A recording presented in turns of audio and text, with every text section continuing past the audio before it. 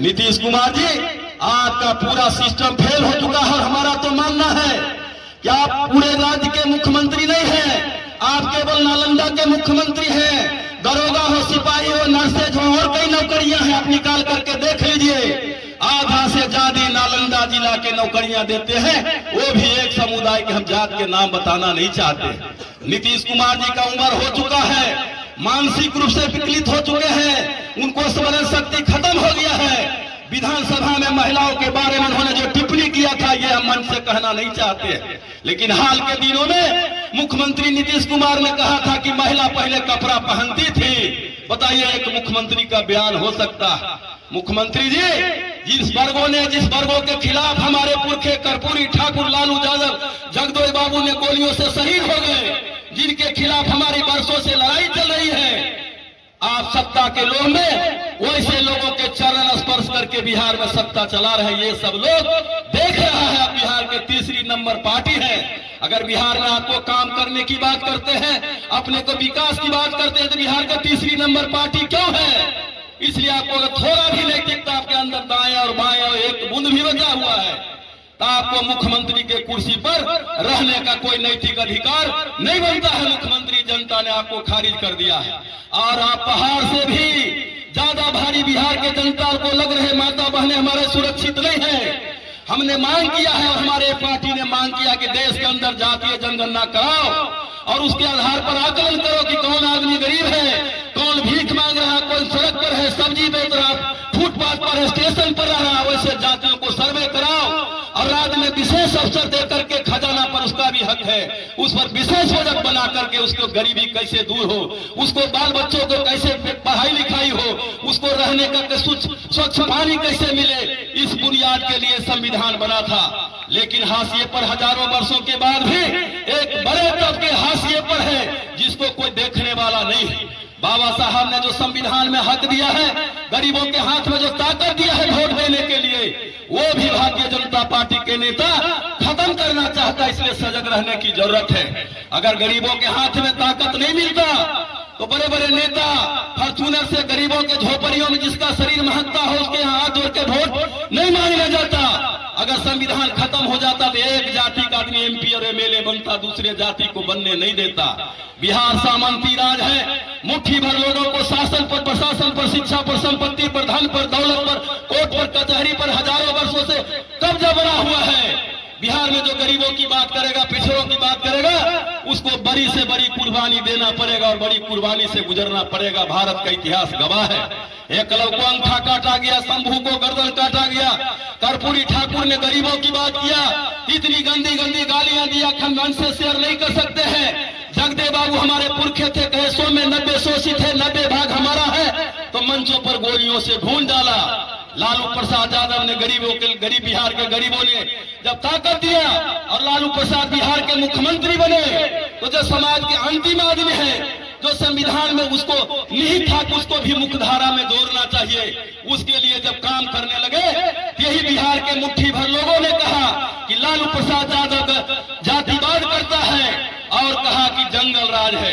लालू प्रसाद यादव ने नहीं कहा कि जो दलित जाति के लोग हैं वो ब्राह्मण हो जाए, जो ब्राह्मण जाति के लोग हैं दलित हो जाए, लेकिन लालू प्रसाद यादव ने कहा कि जो गिट्टी और मिट्टी और जो सड़क के गांव के झोपड़ियों में रहना चाह रहा है, रह रहा, वैसे लोगों को मौका आज तक नहीं मिला है, उसको भी मुख्यधारा में जोड़ने की जरूरत है। तो इसके लिए बहुत बेचैनी होगी। लालू प्रसाद यादव जब पत्थर फोड़ने वाली भगवतिया देवी को सांसद बनाते हैं तो बेचैनी हो जाता है कि गरीबों और पिछड़ों की बात करता है। लालू प्रसाद यादव जी को 15-20 वर्षों से इतना अपमानित करने का काम कर रहा है, कोर्ट से अंदर और बाहर उनकी स्वास्थ्य खराब हो गया है। लेकिन लालू प्रसाद यादव जी का जो सामाजिक न्याय का झंडा है, हमारे राज्य के जो सामाजिक न्याय का झंडा है, लाख सितम ढाने के बाद भी लालू प्रसाद यादव ने सामाजिक न्याय का झंडा झुकने नहीं दिया। उसका हम लोग सिपाही और कार्यकर्ता है, कोई साधारण व्यक्ति का हम कार्यकर्ता नहीं है। दूसरे पीढ़ी का नेता तेजस्वी प्रसाद यादव जी हैं, जो बिहार के सबसे लोकप्रिय नेता है, सबसे जनाधार वाले नेता है, सबसे ज्यादा एमएलए है, उनका हम लोग कार्यकर्ता और सिपाही हैं। इस बात को घबराने की जरूरत नहीं है। आज नरेंद्र मोदी देश के प्रधानमंत्री बने हुए हैं। आप प्रधानमंत्री जी चुनाव से पहले देश के सामने घूम घूम कर लोगों के सामने वादा किए थे, अटक से लेकर कटक तक, कटक से लेकर कश्मीर से लेकर कन्याकुमारी तक, कि हमको प्रधानमंत्री बनाइए, देश में अच्छे दिन आएंगे, सबका विकास होगा, 15 लाख रुपये खाता में आएगा, युवाओं को रोजगार मिलेगा, महंगाई पर रोक लगाएंगे, सीमा सुरक्षित रहेगा। देश के लोगों ने उनके झांसे में सीधा साधा जनता आ गया और देश के प्रधानमंत्री बन गए। और जो देश के सामने जिन्होंने घोषणा और वादा किए थे, एक एजेंडा पर काम नहीं किए। महंगाई आसमान और जमीन के बराबर हो गया और खजाना को उनके साथ रहने वाले अडानी अबानी कई एक जो व्यापारी है अरबों खरबों रुपया लूट करके विदेश चला गया, उस पर कोई सीबीआई जांच नहीं कर रहा, सीबीआई जांच नहीं कर रहा है। देश का बना हुआ आज प्रधानमंत्री जी आज खजाना को लोग के द्वारा लूटे जा रहे हैं और जनता 5 किलो अनाज के लिए लाइन में खड़ा है, ये पूरा देश देख रहा। और प्रधानमंत्री जी आप धर्म के नाम पर महंगाई पर बात नहीं करते हैं, बेरोजगारी पर बात नहीं करते, भ्रष्टाचार पर बात नहीं करते हैं, और आपके बदले के भावना से अगर कोई सवाल पूछता है तो देश की जांच एजेंसियां को आप लगा देने का काम करते हैं। आप सीबीआई से पूछना चाहते हैं कि मुजफ्फरपुर जो हमारे दर्जनों माताओं बहनों को बलात्कार करके दफन कर दिया जमीन में, आज सीबीआई 5 वर्षों से जांच कर रहा है, उसका परिवार और बिहार के लोग न्याय चाहता है कि आखिर कौन अफसरों का हाथ था, कौन नेताओं का हाथ था। आज तक सीबीआई निष्कर्ष पर नहीं पहुंचा। सुशील कुमार मोदी की परिवार भागलपुर में हजारों करोड़ के सृजन घोटाला किया, उसका भी सीबीआई जांच कर रहा है, आज तक निष्कर्ष नहीं पहुंचा और अपने को जीरो जुलूस की बात करता है। इसलिए सीबीआई बेगूसरैया के सांसद गिरिराज सिंह के घर में 10 करोड़ रुपया नकदी पकड़ाया चुनाव में बांटने के लिए, लेकिन आज उस पर कुछ नहीं हुआ। भारत सरकार में मंत्रिमंडल बना हुआ है। ये सारे सवाल नरेंद्र मोदी जी आप खड़ा है और इस मुद्दा से भटका करके देश में धर्म के नाम पर, हिंदू मुस्लिम के नाम पर नफरत फैलाना चाहते हैं और अपनी राजनीति करना चाहते हैं। मंदिर और मस्जिद के नाम पर देश को गुमराह करने का काम करते हैं और देश को बांटने का काम करते हैं। जिस आदमी एक आदमी को हजारों आदमी को रहने के लिए झोपड़ी नहीं है, सड़क पर रह रहा, दूसरे तरफ एक पत्थर कर मूर्ति पर अरबों रुपया राज्य के खजाने से आपने खर्चा किए हैं। संविधान इजाजत देता है कि जो सरकार को मंदिर और मस्जिद बनाने की जरूरत नहीं है वे साधु महात्मा बनाते हैं। राज्य सरकार को काम है अस्पताल बनाना, स्कूल बनाना, हॉस्पिटल बनाना, जहाज बनाना, रेलवे लाइन बनाना, ये राज्य सरकार की जवाबदेही बनता है। लेकिन उससे भटकर करके भारत सरकार जो है मंदिर और मस्जिद के फेरे में लगा हुआ। ये प्रधानमंत्री जी सब आपको देखने का काम कर रहा है, आप उसे अछूता नहीं है। आप ठगने के लिए बिहार में आए हुए हैं, आप ठगाने के लिए कोई तैयार नहीं है। हम लोग सजग हो गए हैं और जो हजारों वर्षों से जो गुमराह करने का काम किए हैं। और जाकर जो है बिहार के मुख्यमंत्री जीतन राम मांझी जब किसी मंदिर में जाते हैं तो मंदिर को धोया जाता है। ये कैसा भेदभाव है, इंसान इंसान में भेद है। जहाँ इंसान गरीबों को मंदिर जाने की इजाजत नहीं है, वहाँ हिंदू की बात करते हैं, नफरत की बात करते हैं। ऐसे बात करने की जरूरत नहीं है। प्रधानमंत्री जी आपको सारा देश और दुनिया देखने का काम कर रहा, इसलिए हम बनाना वक्त नहीं, खाना का समय भी है, महिलाएं हमारे माता बहनें भी और कई लोग धैर्य खो चुके हैं। इसलिए हम अपनी बात को बहुत कम शब्दों में खत्म करना चाहते हैं और हम अपनी बात बहुत जो यहाँ के आयोजक हैं पूरन कुशवाहा जी हो, समीम साहब हो, जितना आपने मेहनत काम किए हैं, बहुत शानदार मीटिंग हुआ।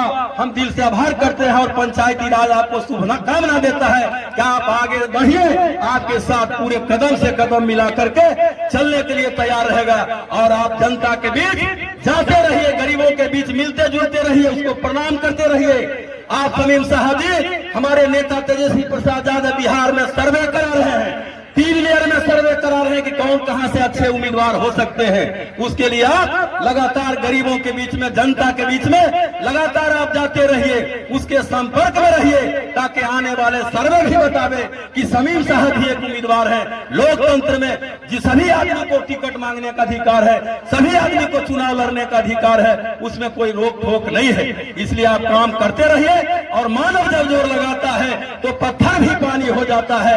आप तो जोर लगा करके देखिए। और पूरन कुशवाहा जी को हम बहुत बहुत बधाई देते हैं कि आपका जो संगठन है सबों को लेकर के चलने का आपको मौका मिला है। ये पद को आप उपयोग करिए। पार्टी के संविधान में प्रदेश अध्यक्ष, जिला अध्यक्ष, प्रखंड अध्यक्षों को विशेष अधिकार दिया गया है, निर्माण करने का अधिकार दिया है, जोड़ने का अधिकार दिया है।